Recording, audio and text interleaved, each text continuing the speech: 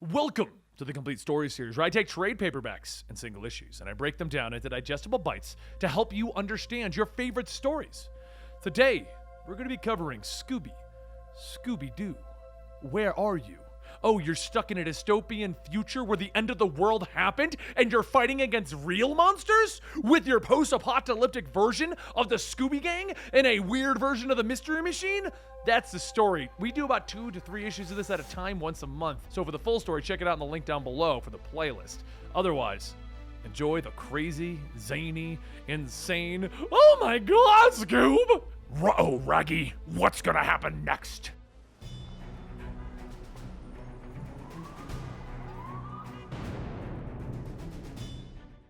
In our last video, the gang stumbled upon the old Henry Hudson Mall in New York, and they decided to turn it into their base of operations for the survival of humanity. Daphne and Fred were the first to go in, but as they began to sneak by a group of monsters, Daphne ended up falling into the group and engaging with the entire horde. After seeing Daphne in potential danger, Fred quickly came to her rescue and helped clear a path into the mall. Now, as Daphne and Fred make their way into the first level of the mall, they stop to survey the area, and they find something really strange. All of the monsters here are already dead. Fred asks, what happened here? Why are all the beasties already ripped to shreds? And Daphne tells him that it looks like they killed each other. The two press on, but Daphne notices something about the monsters. They're all wearing makeshift uniforms. One group says Mears, while the other says CJ Nickel. It's almost as if they were like opposing forces, battling against each other. They should really call this one in. A few moments later, Shaggy shouts over the phone. What do you mean they're like at a war? I'd ask what you've been smoking, but you're too much of a straight arrow, Fred. Fred tells him that Daphne's already checking out CJ Nickel, so they're gonna try to sit tight until they. But Daphne yells, no! Tell everyone to stay outside! We need to wait until it's clear. Fred sighs and says that Daphne said for everyone to wait. No, I don't agree with her, but you know Daphne. Shaggy tells him, I don't like it either. Velma sets her watch for 15 minutes. After that, they are coming in, and be careful in there. Shaggy hangs up and Velma says that it's all right. Go grab the weapons, they're going in now. Back inside, Daphne inches closer to CJ Nickel department store, thinking to herself that this is so stupid. They need to make sure that both armies are in fact wiped out. Velma may be a genius, but her plan is idiotic. Turning this place into a sanctuary for humanity, chances are that they're all going to die today, and if not, then soon. At the very least, this does give them something to live for. Maybe the monsters had the same sort of idea, build this place up like a fortress. But as Daphne gets closer to the escalator, she begins to hear the shoop, shoop, shoop being chanted off in the distance, which means they are not alone. Daphne turns and starts to run back out of the store, back towards Fred, and Fred begins to get back up, asking, what is that sound? She continues to run by, yelling, we need to run! And Fred follows right behind, and he asks, are the monsters chanting shop? Daphne tells him that what they are chanting isn't important, it's the fact that there's a they. The chanting begins to get louder, and the two look back and they see the two armies charging out of their respective stores, shouting, shop till you drop! The monsters collide, hacking away at each other, and Fred says that this is the worst Black Friday sale ever. Daphne yells, that's not even funny! And Fred tells her, well, I thought it was mildly amusing. They run back towards the door to the sewers, and as she slams the door open, she hits someone, which happens to be Shaggy. Daphne stops to look and shouts, Velma? What the hell are you doing here? And Velma says, we're rescuing you, and you're welcome. Back outside though, Scooby and Cliffy sit by the sewer entrance, with Cliffy telling Scooby they should have gone with them. He's handled himself before on his own. A few monsters who wouldn't stop him.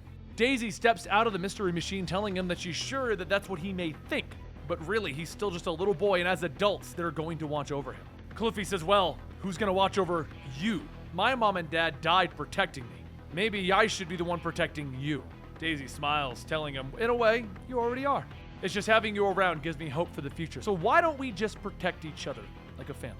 Cliffy pauses and asks, family? Well, then I would hope for the rest of our family to get back here before.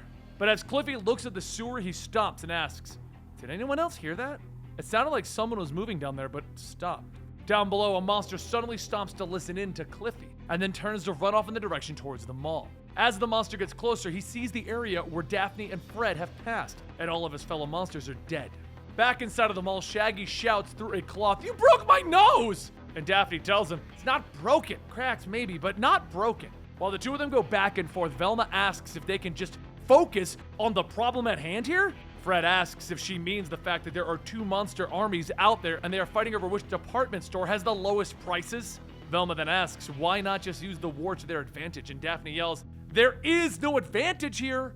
Velma says that she needs to see the bigger picture. The monsters are in a savage conflict, which provides them with a safe haven that they've been looking for.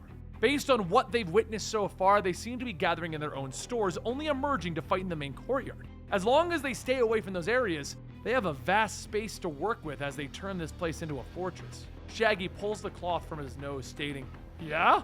Or this place is just a massive tomb that we'll never escape from." Daphne sighs, rubbing her forehead, and Velma asks if she's in. She turns back, stating, "This is the dumbest, most reckless thing we have ever done." Then Velma asks, "So, are you in?"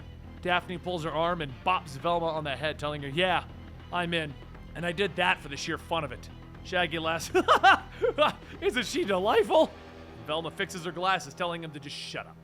A few days later, Cliffy sits in the hallway, stating that grown-ups can sure be dumb sometimes. How can they believe that this is actually a good idea when there's monsters all over the place? Fred then walks by carrying a box of supplies, telling him that he's worrying too much. He didn't like the idea of turning this place around at first, but Velma caught on to their patterns. The monsters only come out twice a day to set times to fight, allowing them room to work around them and out of their line of sight. Cliffy says that it's still crazy. Fred tells him, "Oh yeah, no, it's totally insane. But it's time that we take a stand, and who knows, maybe Velma's plan will actually work." Cliffy whispers to Scooby, telling him, "See? Dumb!" Fred asks, "Did you say something?" Cliffy tells him, "Oh no!" And Fred says, "Well, Shaggy and me are not the brightest bulbs in the chandelier, so if you want to call me dumb, that's fine. But Velma and Daphne are 2 of the strongest people I've ever known, so try and have a little faith in them." Cliffy tells him, "Well, I really didn't mean..." Fred stops him, telling him, "No worries. Just stay here and out of harm's way." As Fred heads back inside, Cliffy tells Scooby that maybe this could work. But down on the stairs, the monster from before starts to crawl back up. Up on the second floor opening, Shaggy looks at the mounds of monster bodies and asks, why don't they just go into each other's department stores and finish each other off? And Daphne asks, aren't you supposed to be the non-violent one who always reminds us that these were once people? And Shaggy tells her, yeah, maybe this might be more merciful than taking them all out at once instead of letting them slowly kill each other. Daisy then says that she's going to go back to rigging up the escalators. It's hard working with scavenged electronics, but if they try and come up to get us, the explosives could be set to tear them to pieces. Shaggy tells her to wait. When did you become an expert at making bombs? And Daisy tells him, believe it or not, I did have a life before I met Rufus. I was a chemist with advanced degrees in biochemistry and environmental chemistry, among others. I was teaching at New York University when Rufus recruited me to work at Dink Inc. But then Rufus came around with his charisma and broke me down. Before I knew it, I lost my center and my very self. However, back in the hallway, Cliffy tells Scooby that he's tired of being treated like a kid. He survived on his own before he met any of them. Scooby tells him, we tell you to stay because it's dangerous. And Cliffy says, yeah, of course it's dangerous, but I'm not staying here any longer. Just then there's a loud growl, and the monster that's been following the group jumps out shouting, little flash things. Scooby gets ready to jump, but Cliffy says, wait, did the monster say something? Maybe he's like Carrie and needs a friend. The monster lunges at Cliffy, but before he can grab him, Scooby jumps in and tells Cliffy, run! Cliffy runs in to help Scooby, but as the monster slams Scooby into the wall, he grabs Cliffy and throws him down the railing and down the stairs. The monster gets back up shouting, out of my way, eat the pale little thing. The monster swipes at Scooby, but as Scooby dodges it, he says, Riffy's my friend! Riffy's my boy! He jumps up, biting into the monster's shoulder. As the two fight, Cliffy starts to come to, and he runs into the supply closet to try and find something to help Scooby. He looks around when suddenly he sees a toolbox. Scooby continues to try and keep the monster back by biting him, when out from behind, Cliffy charges in with a screwdriver, stabbing it into the monster's head. The monster hesitates and then falls lifelessly to the ground, with Cliffy beginning to cry. He looks up telling Scooby that he loves him, and Scooby sits next to him telling him, love you too, Riffy. Back in the courtyard, the monsters begin their twice daily fight, slaughtering those on the opposing sides, while the gang sits holed up on the second floor. While they have a moment of reprieve, Daphne says, she remembers the days when Velma and her were at each other's throats all day. She kind of misses that. Shaggy tells her, why not just poke fun at her for old time's sake? And Daphne tells him that she'll take a poke at him if he's not careful.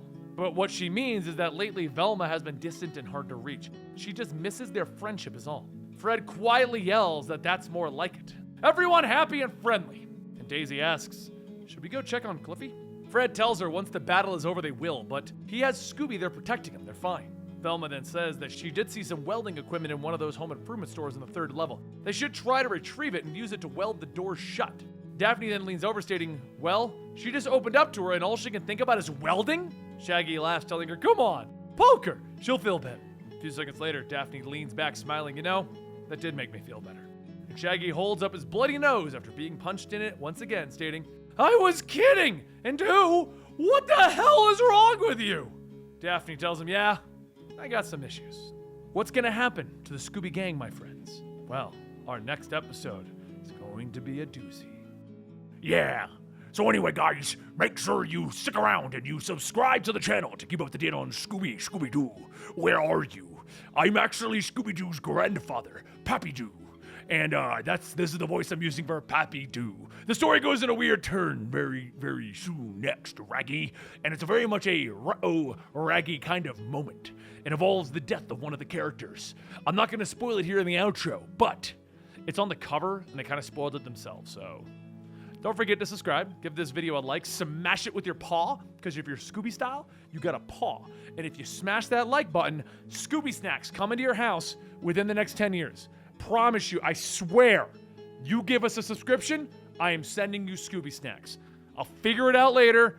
I'm giving myself a 10-year window to figure out how to send you Scooby snacks. And not those lame fruit snacks that say Scooby snacks. No, real Scooby snacks, dog treats, which you can eat because, you know, Shaggy eats them.